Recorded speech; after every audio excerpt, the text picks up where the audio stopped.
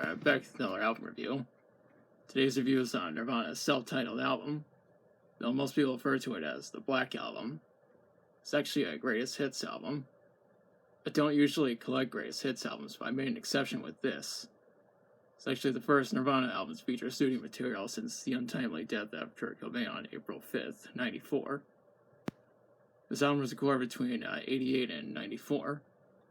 It was released on October 29th, 2002 under DGC Records. Now, this album got released as following a long legal dispute between Chris Novoselic and Dave Grohl against Courtney Love. And most of this was centered around the then unreleased song You Know You're Right, which was the band's final studio session.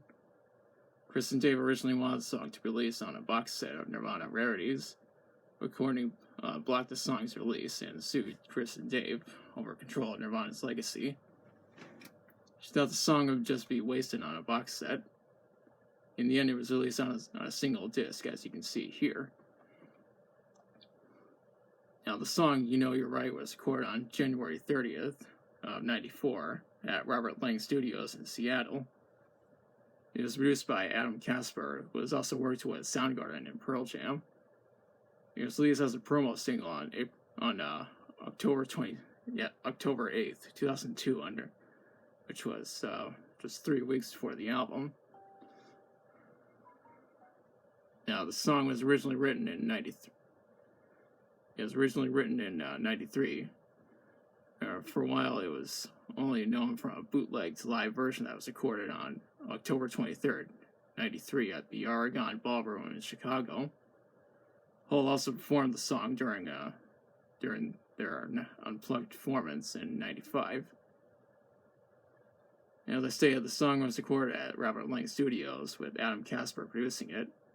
Nirvana booked a 3-day recording session, but Kurt Cobain was absent during the first 2 days, leaving Chris and Dave to work on their own songs.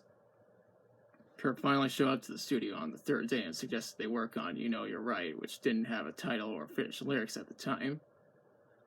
They recorded the song twice before recording the final take. Kurt ended up recording 4 vocal takes, and his final contribution was a guitar overdub. I read that Robert Lang said that he was speechless when he heard Nirvana perform the song for the first time when he was in the control room with Adam Kasper. Nirvana were planning to return to the studio to work on their 4th studio album after their then upcoming European tour, where Kurt tragically died on April 5th, 94, before they could finish the album. The song remained unreleased until 2002. October of 2002 was when the music video for You Know You're Right was released. It was directed by Chris Hafner and is composed of live performances and interviews of the band that was often edited to give the illusion that the band were actually performing the song. I'll post a link to the video in the description. The song has also become one of my personal favorite Nirvana songs. The rest of the songs are in chronological order, starting with About a Girl, which was originally on the Bleach album. After that is Been a Sun, which was on the Blue EP. Then there's Sliver, which first appeared on the Sliver EP. Next are Smells Like Teen Spirit, Come As You Are, Lithium, and In Bloom, which were originally on Nevermind. Then there's Heart Shaped Box, Pennyroyal Tea, Rape Me, and Dumb, which were initially on In Utero. What's interesting to know is that this version of Pennyroyal Tea is actually the Scott Litt remix, which was originally going to be released as a single in 94, but was cancelled. The last 2 songs are All Apologies and The Man Who Sold the World, which came directly from Nirvana's unplugged performance. We need to mention that the European and Japanese versions of this album have bonus tracks, and those bonus tracks are the unplugged versions of Something in the Way and Where'd You Sleep Last Night. As you can see, those songs are now on this version of the album.